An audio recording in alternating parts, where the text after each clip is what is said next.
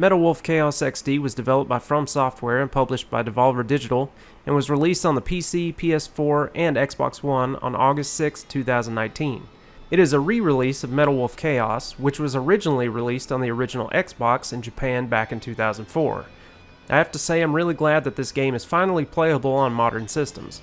I own the original game, but being able to play this in 4K with a stable frame rate is fantastic. So let's dive into this wild and crazy game and see what it's all about. By the end of the first quarter in the 21st century, the United States of America has fallen on some hard times to say the least. The Vice President Richard Hawk has unleashed a coup against the President, Michael Wilson, and has taken over America. The President has an ace up his sleeve to try and save America from Richard though. His mech suit called Metal Wolf. This thing is insanely badass looking and has the ability to hold up to 4 different weapons on each side of it. Michael will travel all over the US and take back different states by destroying weapons, ships, helicopters, cannons, or even giant robot spider things. The dialogue and story are over the top to say the least.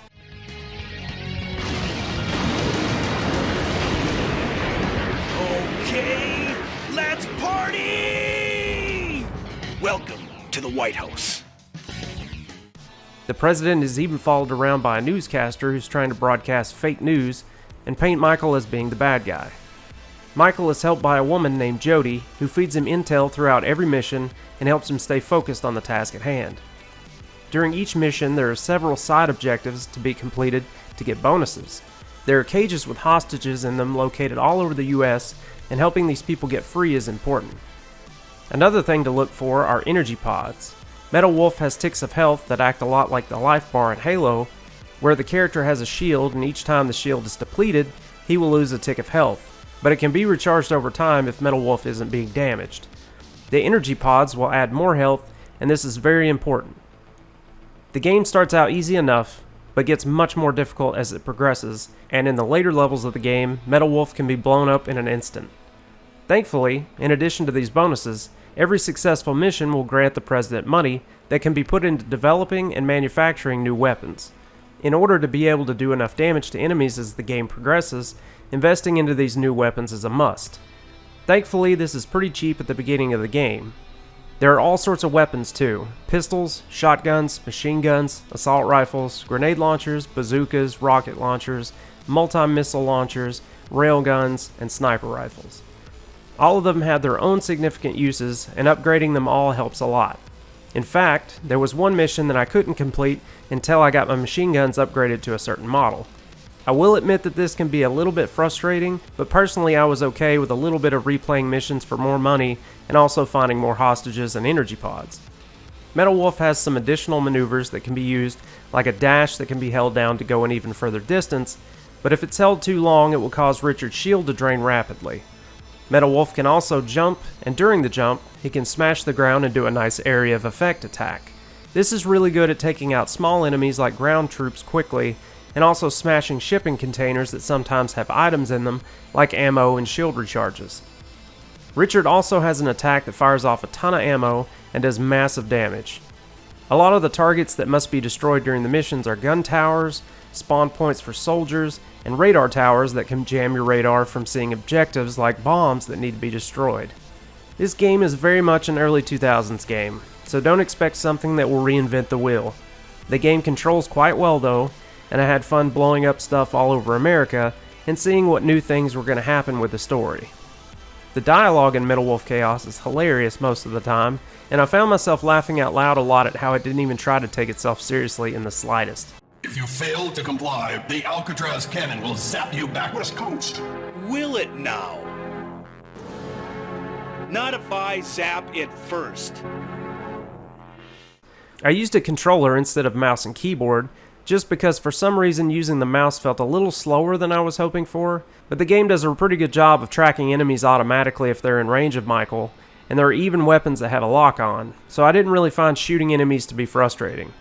However, since this game is older, it doesn't have checkpoints, so if a mission has failed, then it has to be started over from the beginning. For the most part, this isn't too big of a hassle, but it can be a bitch in some of the final stages. The graphics are nice and sharp for this being a game from 2004, but I did have a few small issues. For the first several hours of the game, I had it in borderless windowed mode and the resolution set to 1920 by 1080. This actually clipped off the bottom of the screen just slightly. It wasn't really enough to matter much, but when achievements started popping, I could see that part of the screen wasn't showing. I fixed this by putting the game in windowed mode and raising the resolution to upscale 3840 by 2160, and it ran like butter. I used the program Borderless Gaming in order to have windowed mode running without a border. Another thing that really wasn't an issue for me, but will be for some people, is the fact that the game runs locked at 30 frames per second. This isn't something that can be changed at the moment because the game engine is tied to the frame rate, so I'm sure if it was running much higher, the game would freak out. The 30 frame per second cap didn't really make the game feel sluggish to me, so I didn't really mind it all that much. It ran smoothly, and I didn't have any game crashes, so that's great. Another thing though is that there's almost no graphics options. Just a detail setting and a motion blur option, and that's it. The sound is kind of a mixed bag. In the original game, I think I remember the voices being far louder than anything else in the game, and nothing seems to have changed with this version. Sometimes this can seem really odd because there's a lot of action happening during cutscenes, but all you hear is voices and music. I wish they'd raise the sound up during these parts because it really breaks the immersion a bit. The voice acting being so cheesy really does help with this not being as big of an issue though.